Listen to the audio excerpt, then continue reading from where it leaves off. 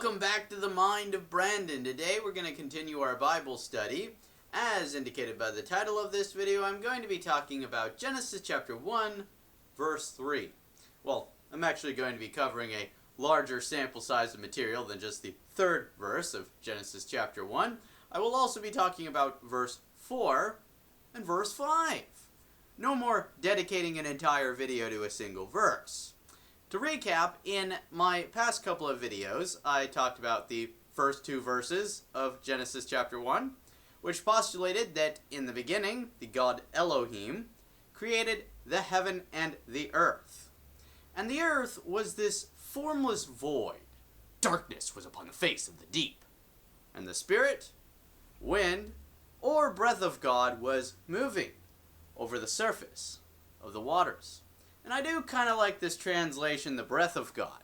It makes sense to me because the next thing that happens in verse 3 is that God speaks. And what he says is, Yehior. Or in English, let there be light. Yehior, Vehior. Let there be light, and there was light. Now, that of course is a bit of a polished up translation. A more literal one would sound more basic and primitive, essentially like caveman speak. Let be light, and be light. Right? Now, that doesn't mean there's necessarily something wrong with the translation, although I will point out that this Hebrew word or, being translated here as light, later in the Bible that word will also be translated as fire. Whatever it is, God just says, let it be, and then it is. It's as if he can just sort of speak things into existence, which is actually like the method of creation used by an Egyptian creator god called Ptah. He also speaks things into existence. Ptah conceives of something in his heart and then breathes it into existence by uttering the name. Likewise, Elohim, after breathing light into existence and seeing that the light is good and then dividing it from the darkness, perhaps not so good, proceeds to name the light and the darkness. The light he calls Yom, interpreted to mean day, and the darkness he calls Lila, interpreted to mean night. And the evening and the morning were the first day. Now, in modernity, we of course tend to associate the light of day with light from the sun. So, it's tempting to figure then that when God says, let there be light, that's the creation of the sun. But if you read through the rest of Genesis chapter 1, the sun evidently will not be created until a later day. Several days actually are going to pass before the creation of the sun. So this raises the question, what more specifically is this light of day if it's not light from the sun? It occurs to me that in antiquity, there was another light-giving object in the sky, which was associated with the phases of the day. The object I'm referring to is the planet Venus, which reflects light from the sun and appears to the naked eye like a particularly bright star.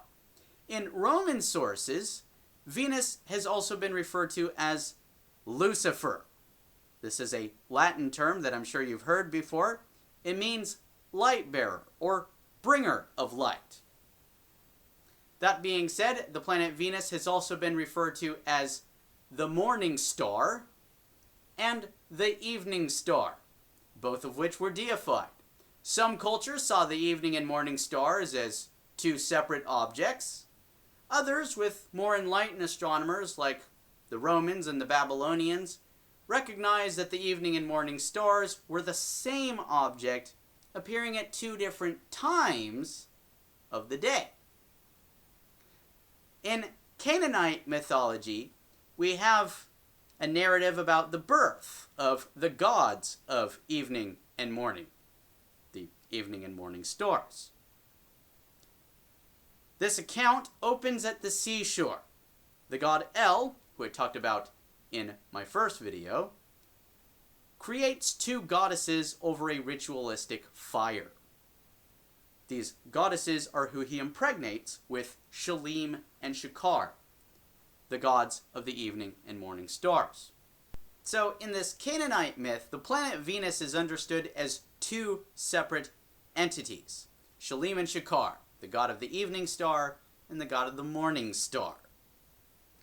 In Genesis chapter 1, however, our author seems to be trying to clarify that the planet Venus is really one entity, Yom, the light of day. And I do think it's accurate to think of him as an entity, since Elohim is naming him Yom. Right? That being said, this entity is manifested at two different times of the day, evening and morning. So we are seeing a more enlightened approach to the planet Venus. Okay? Don't get me wrong, author of Genesis chapter 1 has plenty that he still needs to be enlightened on. But in this particular case, we do seem to be seeing a more up-to-date perspective, a better understanding of the planet Venus as a single object instead of two objects. So, credit to him there. As for this concept that Yom is an entity, a living being of some sort, okay? I know there's a lot of people who call that into question. So I will be revisiting this subject in future videos to look at more evidence for this.